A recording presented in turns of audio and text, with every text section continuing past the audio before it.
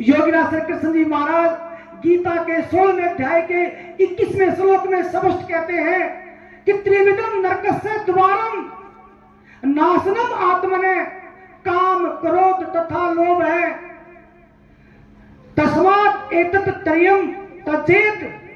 कहा कि नरक के 3 द्वार हैं, काम, क्रोध और लोभ। इनको मैं बताता हूं, बात को पूरा करूंगा।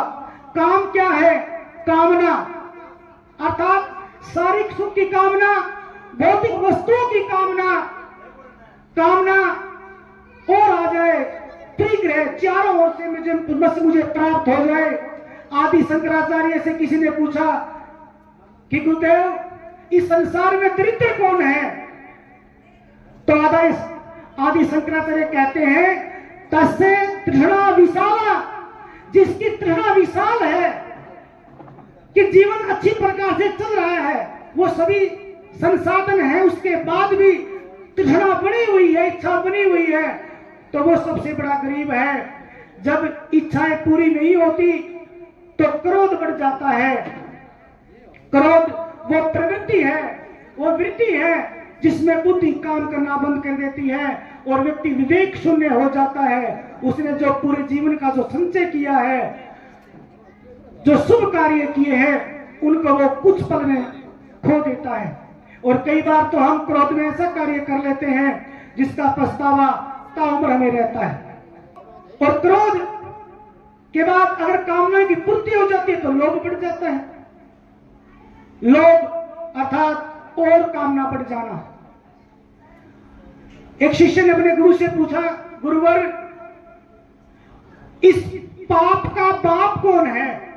ये जो संसार में जो पाप हो रहे हैं, इनका बाप कौन है? तो आचार्य कहते हैं पाप का बाप लोभ है। व्यक्ति कोई भी पाप कर्म करता है उसके पीछे लोभ है।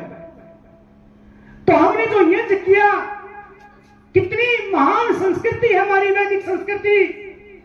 हम दोनों समय जब यज्ञ करते हैं तो लगभग 20-21 बार बोलते हैं इदं न मम, ये ईश्वर ये मेरा नहीं है, ये संसार आपका बनाया हुआ है और हम सब पथिक हैं। हमें समय मिला है कुछ सालों का, हम सब पथिक हैं, लंबे उस मोक्ष की तरफ जाने के यात्री हैं, लेकिन हम इकट्ठा इस प्रकार से करते हैं कि बस हमें जाना ही नहीं है। एक सेठ के पास काफी पर्याप्त धन था, बड़ा सुख में रहता था, आनंद था जीवन में। एक बार प्रातःकाल उठा तो हिसाब लगाया कि जो मेरे पास धन है वो मेरी जीवन को पूरा काम चल जाएगा, मेरी संतान के भी आराम से जीवन कट जाएगा, लेकिन जो पोते होंगे तब तक तो धन समाप्त हो जाएगा। यही बात उसके दिमाग में चुभ गई और बेचैन हो गया, उदासीन हो गया, खीन हो गया, भूख लगनी बंद होगी, नींद आनी बंद होगी, बेचैन रहने लगा कि जो तीसरी पीढ़ी आएगी उसका कैसे गुजारा होगा, उसका कैसे जीवन यापन होगा। बेचैन रहने लगा। बहुत दिन हो गए, पता लगा कि गांव के बाहर एक साधु संत आए हुए हैं, ऋषि आए हुए हैं और सभी की समस्याओं का निराकरण कर रहे हैं। तो वो भी जाते हैं उपहार लेकर के और चरणों में शीश नवाते हैं और कहते हैं कि आचार्य, हे ऋषि, हे मुनि, मेरे मन की पीड़ा है।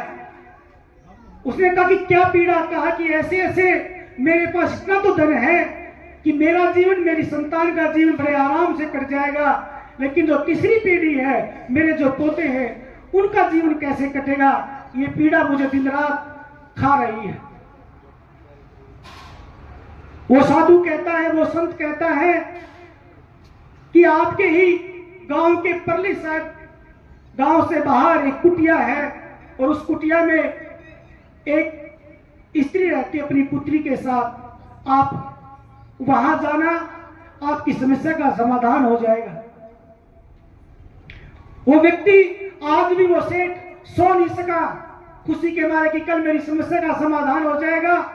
प्रातःकाल उठता है और हिसाब किताब लगाता है कि मुझे कितना कितना मांगना है, कितने में काम चलेगा, ऐसे ऐसे 2 पैर कर देता है और फिर कुछ पकवान बनाता है, मिठाइयां लेता है उसके पास पहुंच जाता है, तो जब पहुंचता है तो संध्या का समय हो चुका होता है। बाहर आंगन में वो बच्ची खेल रही है, वो कहता है कि आपकी माता श्री को बुलाइए, मैं आपके लिए खाद्य पदार्थ आदि मिठाइयां लेकर के आया हूं और मैंने उनसे कुछ बात करनी है।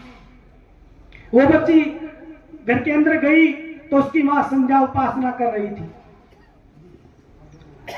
वो बच्ची बाहर आती है, कहती है कि मां अभी संध्या उपासना कर रही है और मां ने कहा है कि जो आप पदार्थ लेकर के आए हैं खाने के, वे हमें नहीं चाहिए। उसने कहा क्यों? उसने कहा कि हमने जो सुबह पकाया था, जो हम सुबह मांग करके या हमने जो पकाया था वो भी बचा हुआ है, उसी से शाम का काम चल जाएगा और कल का कल देखा जाएगा, क्योंकि वो परमपिता परमात्मा दयालु है, कृपालु है। वो भूखा जगाता है लेकिन सुलाता नहीं। जैसे ये बात उस सेठ के कानों से मस्तिष्क तक पहुंचती है, मानो उसके पर एक वज्रपात हो जाता है, उसका जीवन ही बदल जाता है। आकर के अपने धन को, अपने कार्य को, अपने समय को सामाजिक कार्य में लगाता हुआ अपने जीवन को यज्ञमय बनाता है। ये और जब हम करेंगे योग, यज्ञ और ध्यान, जब करेंगे योग, यज्ञ और ध्यान, तभी बनेगा भारत महान, तभी बनेगा भारत महान। धन्यवाद।